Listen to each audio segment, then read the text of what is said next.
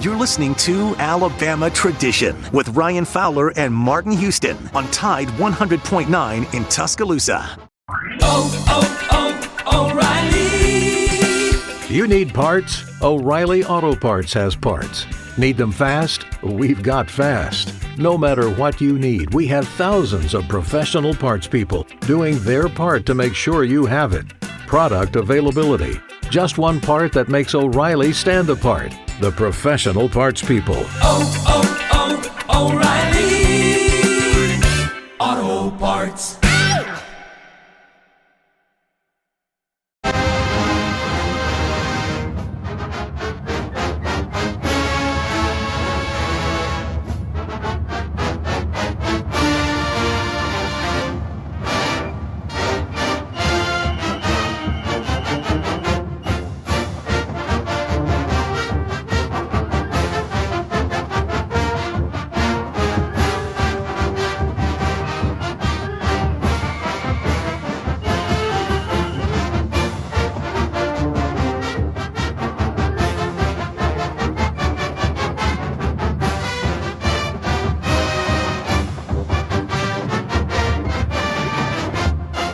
Sometimes you just got to let that song go on a little bit. We welcome you into Alabama Tradition, the past, present, and future of the Alabama Crimson Tide. Martin Houston across the glass. We're going to be talking a lot of Alabama Crimson Tide football.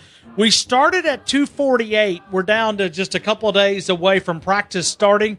We're about a little bit over 30 and some change when you look at Alabama going back on that practice field. A lot of things that we're going to talk about, a lot of things to get ready for. But we'll talk about fall camp. And maybe Martin Houston can help me understand why we call it fall camp. When you look at triple digits, not this week, but expected. Martin, can you give me an answer why we call it fall camp and not training camp? I don't know why. I thought you were asking in terms of fall camp versus summer camp. But we call it fall camp, right? Don't we call it fall camp? Is that what players call it as well? We just call it camp, I think. Okay. But it is traditionally referred to as fall camp as far as the college game is concerned. But I don't know. I mean, the reason I know you don't call it summer camp is because you do all those summer camps and it get confusing, but fall camp versus training camp. I like the term training camp because it helps me in my leadership coaching, Ryan. If you think about it, the best college athletes in the world have to go back into training to become the best they can be. How much more should we every day look to do that? And then when you think about it from the collegiate level, it's the same thing. Right now we're talking as we come out with Martin Houston, we're talking about Alabama training camp. And, man, there is so many different things when you look at the University of Alabama going into this practice. And I was thinking about this. I was on an interview in Atlanta, and a couple of the things that were talked about was when you look at Alabama replacing 8 starters on the offensive side of the football, all but only one assistant coach on that side of the field returns, and that's Holloman Wiggins. Holloman Wiggins returning to the University of Alabama wide receiver coach. Everybody else is new. But you think about the expectations. They're not any different. And I'm not sure that that's really fair or not, because we're all 47.2 points per game last year, and we're automatically expecting that this team will do the same this year. A lot of expectations. I guess that's where Nick Saban has built this program. You lose that many players, 6 first-rounders, all the coaches, and it's automatically the same. National championship or bust in mentality in T-Town. I love it. Yeah, I asked the question today, Ryan, this morning. We didn't really get into it. Just sometimes I like to throw questions out there and let people chew on it for a little while and then come back to it. But is it more impressive to have, 11 guys go in the draft last year? Total 11 starters going to draft last year, almost all of the offense to be a part of that number. Is that more impressive, or is it more impressive that you come back with 16 preseason all SEC players and most of them haven't played, and you're expected to repeat what you did last year, which was a perfect season. Which one's more impressive? Well, I mean, think about it for a couple of minutes. I mean, you think about that stat, and then you think about Bronco Nagurski. They've got 6 players on their entire watch list from Alabama on one side of the field. 6. So it's like regardless of where you turn, offense, defense, wherever, there is so much talent. I remember going to that spring game, and you're sitting there and you're going, okay, how many guys are absent because of a small outbreak that happened back in spring? And you're like, okay, you travel in, but it had a chance to look at all the youngsters out there, and you're like, man, that is one talented-looking football team. You almost hate to see that, that much talent. You don't hate to see it. I mean, it's just exciting for an Alabama fan that there's that much talent on one football field. Yeah, and that's what's crazy, Ryan, is for the first time in a long time, we actually can, I think, legitimately at this point in the summer on our shows, on Jacob's show, on all throughout, we can actually have a lively debate of what may be the identity of this football team for the first time in what, 3, 4, 5 years. We're actually talking about, at least at part of the season, Alabama could be carried or held up by its defense while the offense catches up. So it's been a while since we've been able to have that, and that tells you about how much talent is on this team, because no one thinks you can win a national title without a big-time offense, regardless of how good your defense is. So that tells you that people think that the offense is extremely talented as well. Well, you look at the identity of this team. When you look at Bryce Young, I don't think we've ever been this close. And I've asked the question to the audience earlier today, when you think about how soon will Nick Saban announce a starting quarterback? Will he wait to 3 or 4 days prior like he normally does? Because he's struggled with it throughout the offseason of looking at Bryce Young. I mean, it has been so clear that the gap between 1 and 2 that even Nick Saban back in the spring was kind of hinting around to it. And he even said, I think he even used Bryce Young in the starting quarterback conversation at SEC Media Days. So when you take a look at this quarterback conversation, I mean, there's a lot of new for Nick Saban. Maybe he's changing. Maybe we'll get a depth chart. He'll roll it out the first couple of weeks, and he'll go, hey, here it is. He calls it a rep chart, but it's a depth chart. But how soon would he announce that Bryce Young is his starting quarterback?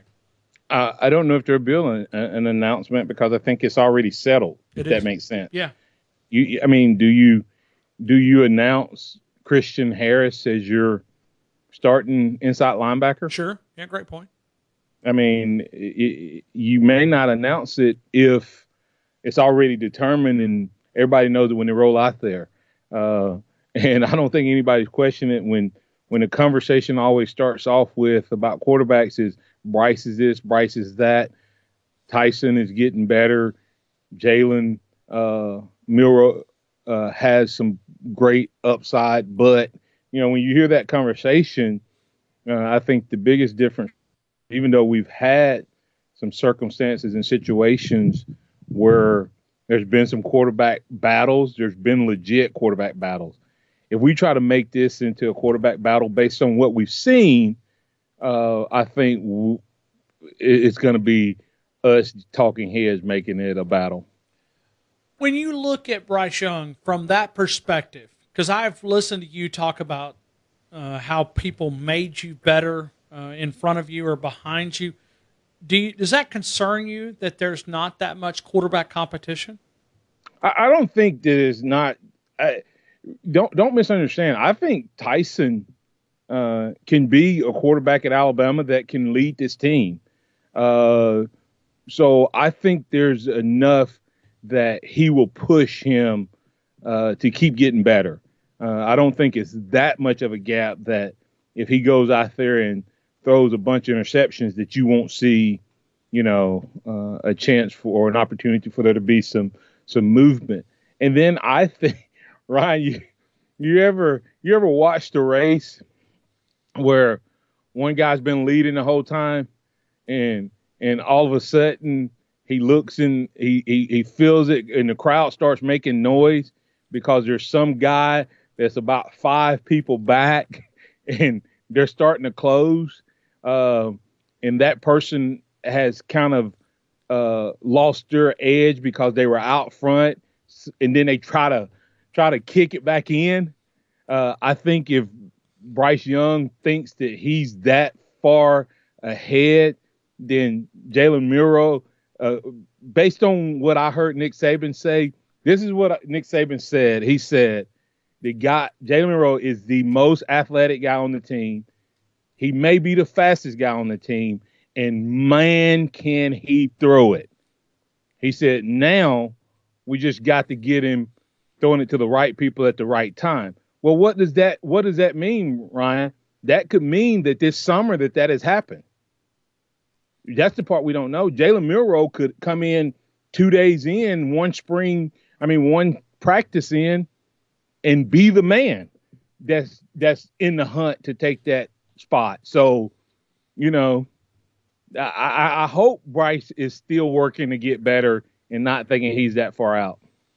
Well, and speaking of Bryce Young, we were talking earlier today with Alex Scarborough, and Alex had written the article late last week who said that when you look at Bryce Young, that he has $800,000 right now on the table, right now that he has a deal that's $800,000. But he has another deal when you look at for possibly even going beyond that. And, right now a guy's completed 22 passes. He's, as we talked about, the starting quarterback at the University of Alabama. But there's other deals that could lead him into excess of $1 million. So other deals on the table. And so we were talking about this, and we just kind of made the conversation. What if Bryce Young goes off and has the start that we think he will, leads Alabama to, on track to go to the SEC championship, to be the best team in college football? At how much does that value go up significantly? Because if you're the quarterback at Alabama, there's a value. But if you're the quarterback at Alabama, an undefeated team that has a chance to win a national title, which we think they do now, but in October it may be more concrete than it is right now, he could go back to those companies and go, okay, 800,000. How about 1.5? You know what I mean? I mean, he could just, the value just goes through the roof. When you I don't know if he goes back to them, because if I'm them, I'm signing a multi-year contract. Sure. And it's a gamble. Okay. For them. And that gets me through his senior year, even though he may leave after, 2 more years at quarterback or after his junior season. But what that does is for all the other teams that starts talking about it. And Ryan, just think, if Bryce Young, and this is let me say this carefully. If Bryce Young leads this Alabama team to an undefeated season and a national title, it's going to be awful hard for him not to be hoisting that trophy in New York, because, Ryan, he is new offensive coordinator, all but one new offensive coach, all new starters. Wow, yeah. All wide receivers except for one new. All new running backs. I mean, he leads this team. His value is unbelievable. And if he gets the Heisman, we already know, Ron, that if you win the Heisman, it's worth some multi-digit millions of dollars for a lifetime. And he would get to start making that money while he's still in school. Hey, I'm here for it. I'm here for it. It's nice to be young. On several levels. Sure. No. I mean, less aches, less pain, less energy. You've always got plenty of energy. These kids, I mean, you watch them now, but you just back up and you think about it. And whether you want to talk about quarterback or you talk about Devontae Smith, I mean, and you could go through a lot of different positions when you look at other places. When you look, I mean, whoever's on track to be the Heisman winner, marketing companies are going to come quickly and fast. But you also worry about it from a coach perspective. It's an incentive to play great, but it could also be a distraction too in the middle of the season. It could be, but it also could be a motivator. Sure. When Nick is talking to these players and these other coaches are talking to their players, hopefully they're teaching them, hey, just as quick as those companies sign you, they're going to have character clauses in those agreements. They're going to have incentive. Some of these things are going to be incentive based. If I'm signing Bryce Young right now, Ryan, you know what that's conditioned upon? Of him being the starting quarterback? Absolutely. I don't want Bryce Young as my guy. So on the bench. Do you think, and I don't know a lot about contractual written, agreements. Do you think that's in there? If I was putting up $800,000, it would be in there. How about an injury clause? Can you put an injury? I mean, could you do that? I mean, Jacob may want to chime in here too. So. How long do you think Subway hung around Robert Griffin III after he got hurt and was out of Washington? Who knows how long that contract was for? But Subway dropped him faster than a bad habit because he wasn't a quarterback no more. So I'm sure there's probably some deals out there but yes, I mean, Ryan, big boy money, big boy. You won't name, image, and likeness. Your name, image, and likeness is a combination of who you are. So are you telling me now that Nick Saban can walk in and go into a room that's competition already and add that type of incentive? Yes. I mean, this is going to be unfair. This is going to be unfair from comment, but I hope no one is signing these guys without Ryan. But the other side of that is if I'm Bryce Young, that contract is based on 12 games. If I get to an SEC championship, boom, that's bonus. That's more money because I am instantly more valuable to you. I hope that's what these agents are doing. If I get to the semifinals, boom, that's more. If I am a national champion, boom, just like in the NFL in the playoffs, Ryan, the winning team gets so much money each week, and then the losing team. And every week that goes up until the Super Bowl, okay? Every pro athlete, even though I was a free agent with the Steelers, Ryan, I had some incentives, PT incentives, that if I did certain things or played certain percentage of plays as a rookie, I was going to get paid more. I hope that these guys were smart enough to not sign a deal that covers them, pays them the same amount. Think about this, right? So maybe we could have win total. I mean, hey, if I'm a marketing company, the value of the exposure of Alabama, you're paying for that brand for one, but you're if we play 12 games and you give me $50,000 per game, for instance, and we turn around and we make it to the SEC playoffs. SEC championship game, extra exposure. Who's going to be talked about that week? Then if we make it to the college football playoffs, right now it's going to be 4 guys talked about as far as quarterbacks in the playoffs. I'm going to be one of those 4 that's being talked about all the time.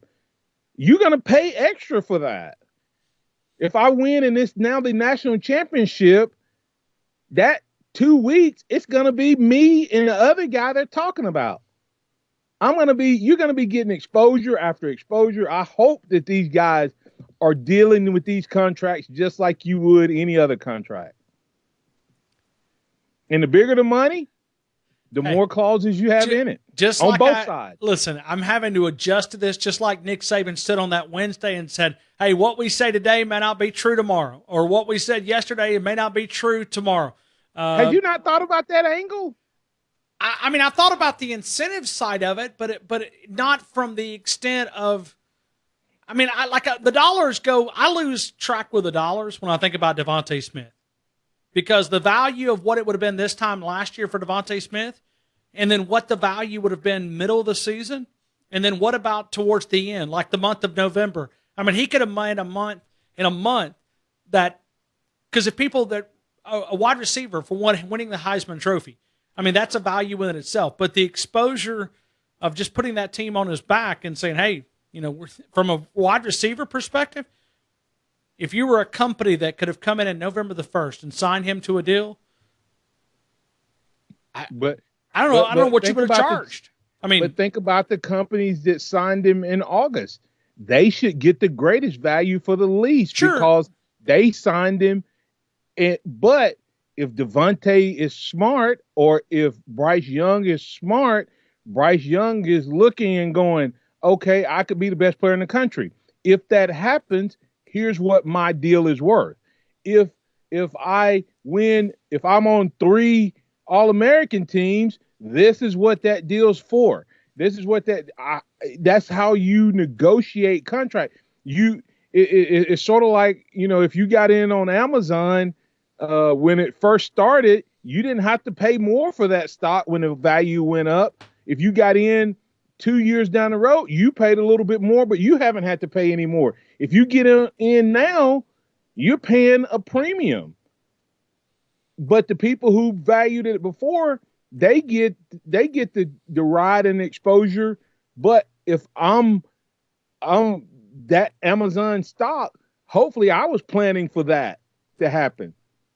If I'm those people that own Amazon, hopefully I was planning to be, okay, if we get to this point, if we grow to this level, then I get this many more shares of stock. So when you think about Bryce Young, he has a chance to either enhance this name, image, and likeness, or let's say he doesn't perform. I mean, we've all taken the positive.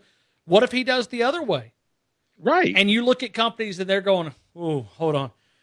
They're looking at other companies that didn't get as much exposure. It's hard to say that the quarterback at Alabama is not going to be worth $800,000. But what if it goes negative? What if it goes the other way? Then companies, maybe David Shaw's correct. Has there ever been a company that's made it big without taking a few risks, though? Oh no, sure. Hey, Yeah. And watch this though, Ryan. If Bryce Young 3 weeks in is not the starter, what will be the conversation week 4? Distractions. Name, image, and likeness. No. I'm talking about from a name, image, and likeness standpoint. In terms of that company that invested $800,000. Who will be the conversation if Bryce Young is benched week 4? I mean, Bryce Young. It'll be Bryce Young. Sure. Bryce Young will be the conversation. And Bryce Young will be the conversation week 5 and week 6. And week 8, so you're saying that there's still a big value for Bryce Young, even if he's not the guy. Yeah. If they're doing it for name, image, and likeness, now will he get re-signed? No. But that's also why the company has clauses in there that if you start, or like I said, I don't know what the contracts look like, but that's why I would have that in there so that if that happens, when my value is when my player is being minimized and lower, I still get to ride out on his negativity, and I'm still part of that brand. I can still benefit from that. However, at some point, if the tide doesn't shift, then I'm not still paying for, and forgive me for saying, dead weight to sit on the bench. And if these players want to be big boys and say, hey, name, image, and likeness, they're all laughing and enjoying it right now. But somebody's feelings gonna get hurt, Ryan.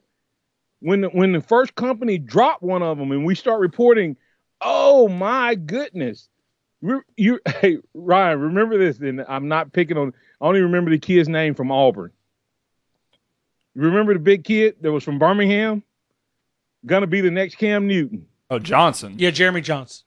Yes. Remember that? Yes, I do. If he was coming out, what would he have right now? He'd have a lot of big deals, right? He would. Yeah. And it's gonna happen to someone, and all of a sudden you're gonna read, oh, they had a $500,000 deal, and it got nullified because they got benched. All You right. want big boy things, you get big boy conversation.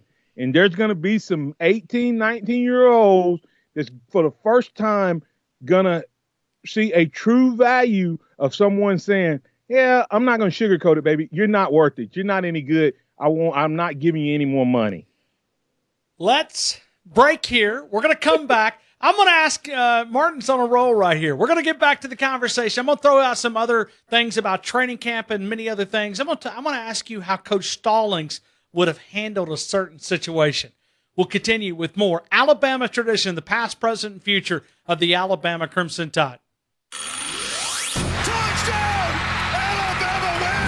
The Alabama football countdown clock is driven by Crawford Insurance, Tuscaloosa's low-cost auto insurer. Call 752-6489 for a free quote today. Roll Tide! Roll Tide! There are 32 days until Alabama football. Child abuse prevention. It's awesome. You're having no fun. Have some fun, man. Talking Alabama Crimson Tide football on Alabama Tradition with Martin Houston and Ryan Fowler in Tuscaloosa on Tide 100.9 and streaming on the Tide 100.9 app. And this is my time. Yeah, this is my town. Hey, where I was born, where I was raised, where I keep all my yesterdays. Where I ran off 'cause I got mad and it came to blows with my old man. Where I came back, settled down, that's where they're putting me in the ground. This is my town. Yeah, this is my town.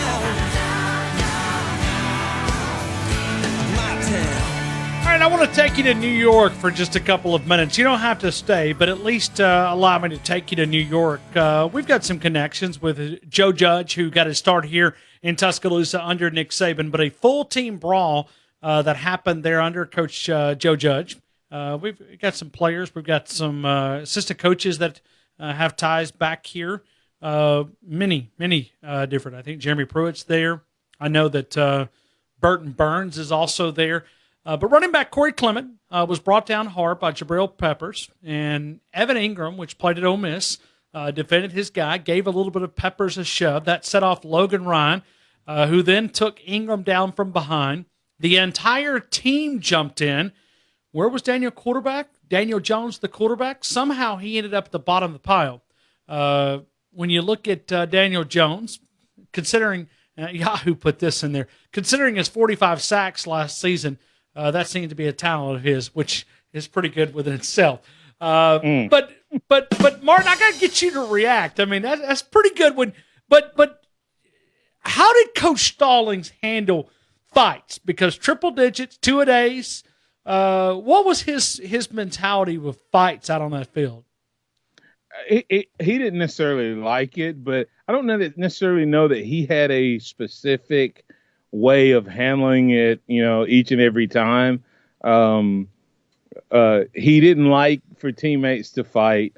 And so a lot of times it was broke up. We never had any type of all-out brawl like that I can remember. I will tell you that Coach Curry had a unique way to handle it. I like the smile. I'm seeing it right here. All right. There's a story coming here. He would stop practice and make the whole team up and then make two guys put on boxing gloves. Really? Yes. And one of the greatest ones ever was John Casimus versus Sean Frazier. Okay. John Casimus. And this is to help us understand. So please don't take any racial. It's so funny that I have to say this now. I've told this story a million times, and I've never had to say it, but everything is so racially charged now. So, but you understand it. John Casimus was a little bitty wide receiver, white kid from Mountain Brook. Okay. Sean Frazier was a person of color. He may have been mixed. He may have been just a light-skinned black guy. I'm not sure. So that's why I'm not trying to be funny with that. Okay. But a brother from, I think, the Bronx, but I know it was New York. He was a linebacker. Okay. And supposedly he had boxing lessons. Ooh. Maybe even had been really good. So if take that part out, and this is going to be a butt whooping anyway. Okay, sure. Oh, okay. So that was one of my favorites. Do you hear Deontay? Do what? Jacob just played Deontay Wilder Bomb Squad like for Deontay Wilder. Oh. All right, so connect the dots. Let's go. What? So it was not pretty for Cassimus. Not at all. It was very, very unfair. Needless to say, I don't think there was another fight. So I just thought that was a neat way to handle it. And Ryan, what would happen? Now, I will tell you, I do remember this about Coach Stallings.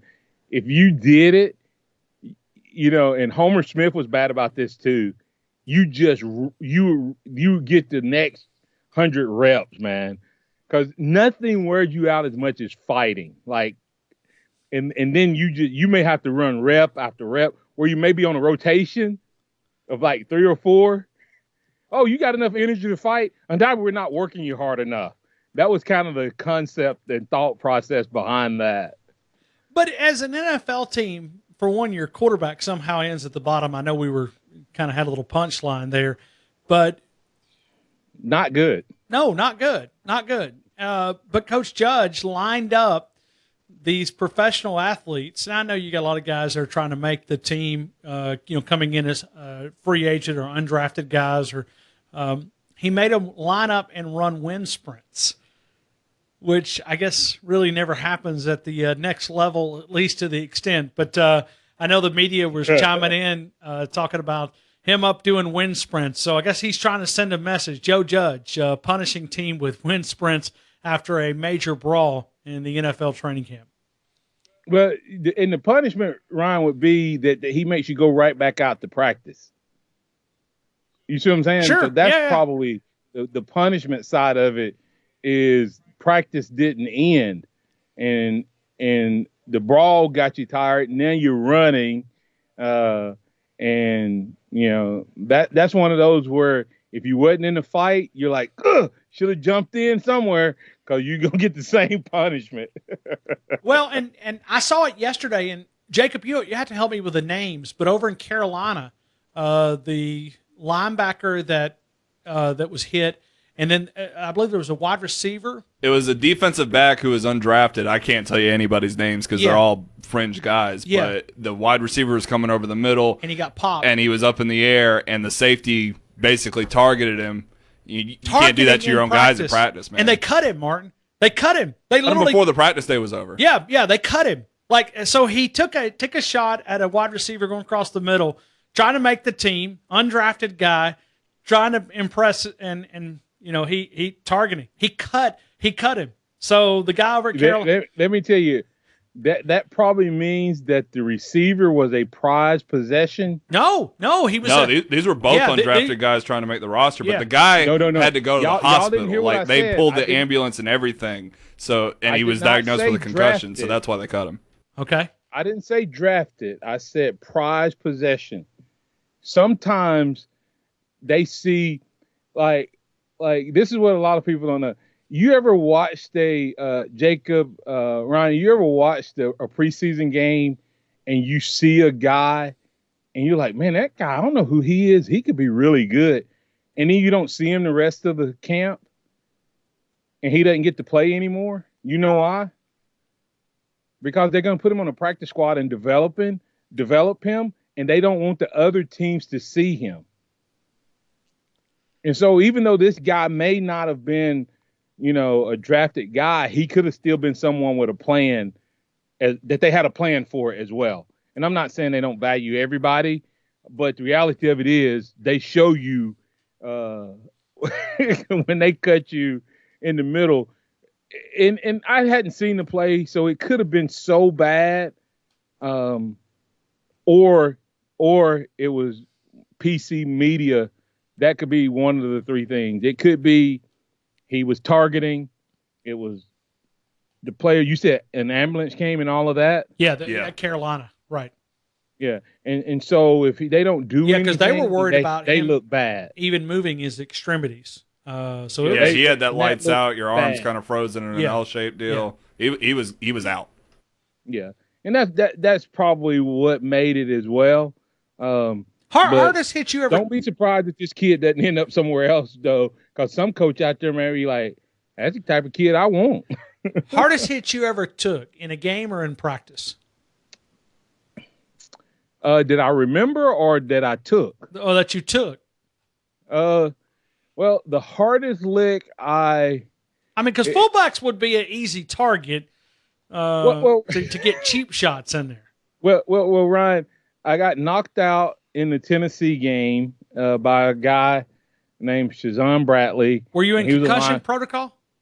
No, I actually didn't. I stayed on my feet, so I didn't fall. Oh.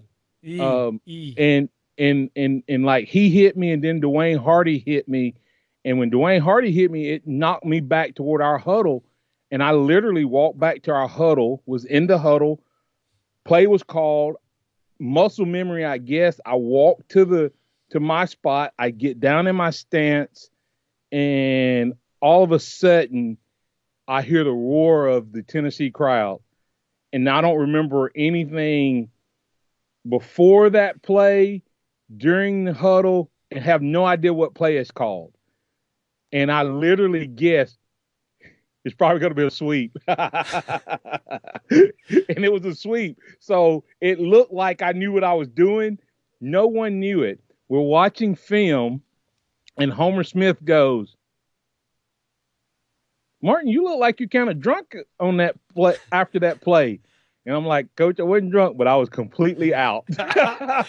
Needless to say, I played the rest of that game and the next game and the next game. But the hardest lick I probably got may have been the George Teague lick where he hit me in the back of the head and I never saw it coming. But I don't remember it all. I don't remember it to this day. I've just seen it on film. So, and he left the ground almost like he was flying and hit me in the back of the head. And if you ever get a chance to see my helmet, it's probably about 1.5 inch groove that's probably 1 centimeter deep or so where he hit me. He would have been out of the game for targeting, Ryan, but I would have been out of the game as well. I don't remember that play to this day. But I was actually getting to run the ball on that play, Ryan. I talked to coaches into letting me run the ball. Oh, so you were running the ball and he caught you? Ryan, I had been talking so much smack at practice that I told Coach Kirks and all those guys, I said, "Hey, listen, I'm just as good a running back as all these other guys." I said, "The only difference is they get to run the ball outside on sweeps and don't get hit to their, 10 yards downfield because I'm blocking." I said, "If you were to give me the sweep, I'd do the same thing." They pitched the ball to me. I actually fumble the ball, Ryan, because I'm so excited, but it bounces right back up, and I'm on the edge. I have not been hit. There's a couple DBs about 10 yards downfield. I run. I don't even make a move. I just lower my shoulder and run straight at them, and like bowling pins, they fly to each side. And now I'm about 20 yards downfield. I'm 25, and all of a sudden, as the film is following me, you see Teague coming from across the field, and you can see him enter the screen, and it's like the person is like creeping around trying to find out, and the person that's coming to kill them is behind them, but they don't see it. That's what it was for me. And about 30 yards, 35 yards in, Ryan, you could see me start nodding my head, okay? And I do remember saying this. I told him.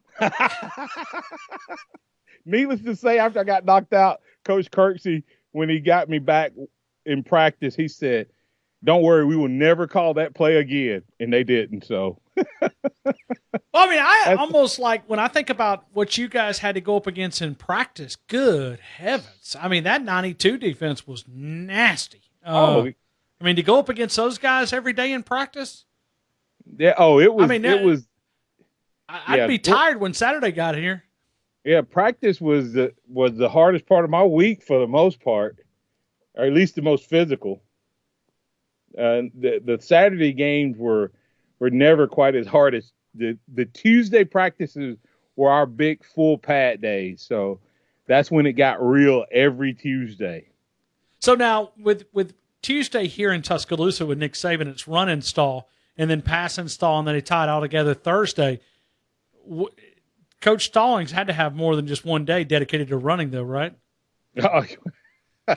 We probably had a little different approach to the way we did things. We tended to put game plan in, and then as we went through the week, we got rid of things we couldn't execute well. So I'm sure we had days that we emphasized one versus the other, and when he says that doesn't mean that they don't do the other thing. But no, we definitely had a lot more time focused on inside run and inside drill and full team pickup than they do today. And so, and our days were different, Ryan. We didn't practice on Sunday. We were off on Sunday. We came in on Monday, shorts, shoulder pads, and helmets, full pads on Tuesday. And then based on how it went on Tuesday, what we did on Wednesday. And then Thursday was kind of a shorts, light day. And then Friday was walkthrough. That's Martin Houston. I'm Ryan Fowler. Jacob across the glass. This is Alabama tradition, the past, present, and future of the Alabama Crimson Tide. Imagínate escuchar tu canción favorita como si fuera la primera vez. Te presentamos el totalmente nuevo y reimaginado Nissan Kicks con sonido Bose Personal Plus y bocinas en la parte superior de los asientos para crear una experiencia 360. Jamás has escuchado algo así. Reimagina tu música y tu forma de manejar. Descubre el totalmente nuevo y reimaginado Nissan Kicks en nissanusa.com. Función disponible. Bose es una marca registrada de The Bose Corporation. Tide 100.9 Tuscaloosa weather. Sky partially sunny this afternoon. Just a small chance of a shower through the evening hours. The high today 87, tonight's low 68. For tomorrow, the chance of a shower stays small, partly to mostly sunny with a high at 87 degrees. I'm James Spann on the ABC 3340 Weather Center on Tide 100.9. It's 83 degrees in Tuscaloosa. The host of the game, Ryan Fowler, and the host of the Martin Houston Show, Martin Houston, have combined to offer a show filled with in-depth analysis of Alabama football and more. Alabama Tradition broadcasts live on Tide 100.9 every Tuesday from 6 to 7 p.m. and is available live and on playback on numerous affiliates around the Southeast. Check out alabamatradition.com for a list of affiliates, as well as other great content.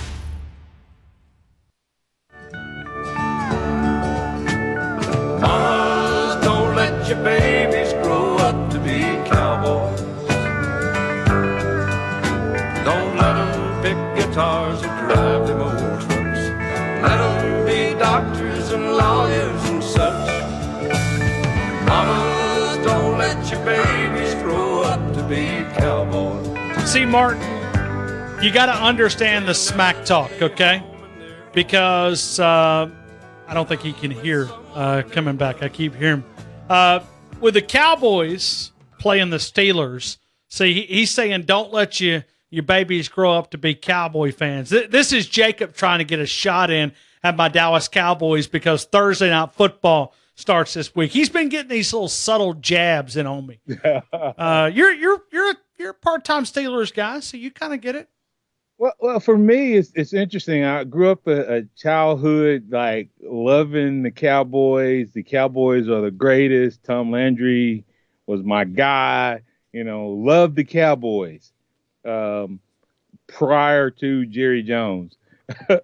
Sure. And so sometimes I catch myself pulling for him now.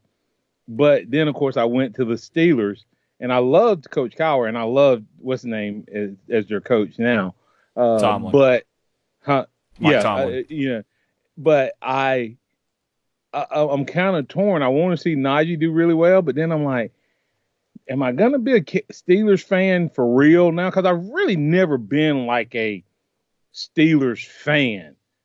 You don't want to. It would be like growing up an Alabama fan and then going to Auburn. Oh no, I'm sorry. It'd be like growing up an Auburn fan and going to Alabama and then trying to go back and cheer for Auburn because you used to be a fan. And that's kind of where I'm at with the Steelers and the Cowboys. That's where I'm at with Alabama and Auburn too. Martin, I grew up an Auburn fan. Brian Robinson is going to be opening up camp coming up, and we have a lot of expectations around running backs. I mean, it's been a trend for many years. And our final couple of minutes, give me something that you've seen from Brian Robinson that makes you confident that he can be that next bell cow running back here in Tuscaloosa. He can do it all. Is it that simple? I really do think it is that simple, Ryan. I think 2 years ago we questioned whether Najee was as good as we thought he was. But what made Najee who we thought he was? When Najee got the opportunity to be Najee.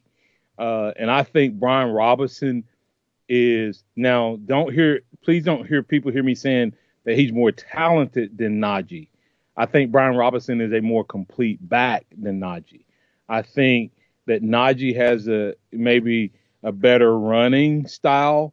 But I think Brian Robinson is just as good as a receiver from what I saw in high school and what he was able to do there. I think he's a better short yardage back than Najee in terms of just sticking his nose in there. And we've seen that undoubtedly he must be one of the best blockers because when we went to a fullback formation, they put him. That's why you're biased toward him.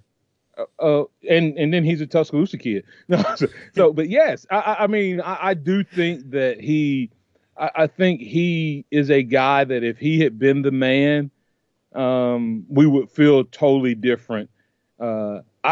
I've seen him play and I've seen him do everything that you want from a running back, especially a big back like him. And so I think he just needs carries. I think he needs the touches and he needs the experience. Does that mean that he will be the man by the end of the year? I'm not saying that, but I do think that Brian Robinson is a legit big-time Alabama running back. The question is, will he be able to hold off all of the talent that's in the backfield with him? And that's the question I don't know. With grooming everything and new coaches over there, don't you think they'll lean on those backs? Because, I'm biased, deadgummit. I'd love to would love to be able to line up and play that type of football. I know it's not the way that you win in current football, but don't you think they'll lean on those backs early on a little bit to break in Bryce Young, or do you think they'll just throw him in the fire and air it out 45 times a game? Lean on doesn't mean that you run the ball the same way we did, Ryan, when I was playing. Lean on the running backs because they are the most experienced. Maybe that you use them in the passing game a little bit more. What's a swing pass other than a long handoff? So I think you may see some of that. I think you'll see them use the offense.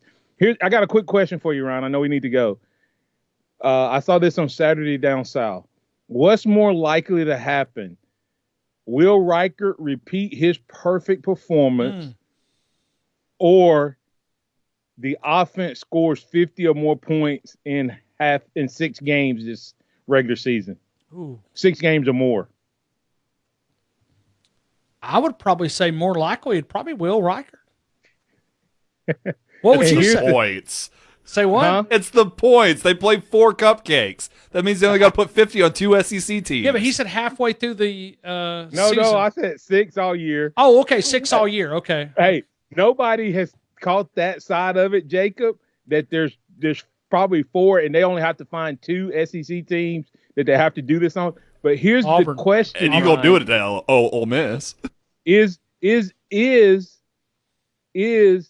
Will Reichert potentially the MVP, though, early on in the year when we're playing Texas, Florida, and Miami because of the fact that this young offense, does he have a chance to have, a lot more field goals in those early games because we are more conservative with our young quarterback and for sure kicker?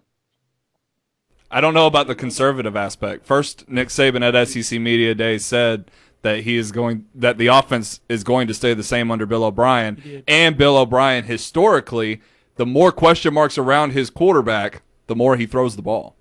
Well, when I say conservative, Jacob, I it's so funny. We have to like redefine everything now.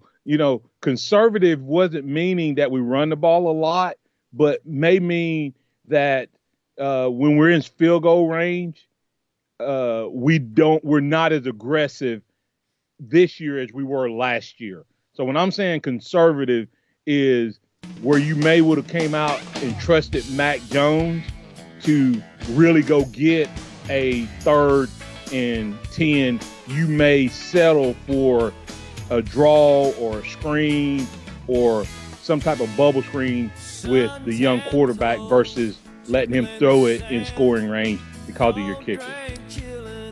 That's Jacob Harrison. You'll be able to hear him 11 a.m. tomorrow morning. Martin Houston wakes you up mornings beginning at 6 a.m. here in Tuscaloosa. 0600. That is very, very early. It is, bro. It is. You got to sleep. It comes every day. You have to sleep fast. That's Martin Houston. Jacob, I'm Ryan Fowler. We'll have a big lineup tomorrow, and we get a little bit closer to practice. We'll do it again next week right here on Alabama Tradition, the past, present, and future of the Alabama Crimson Tide.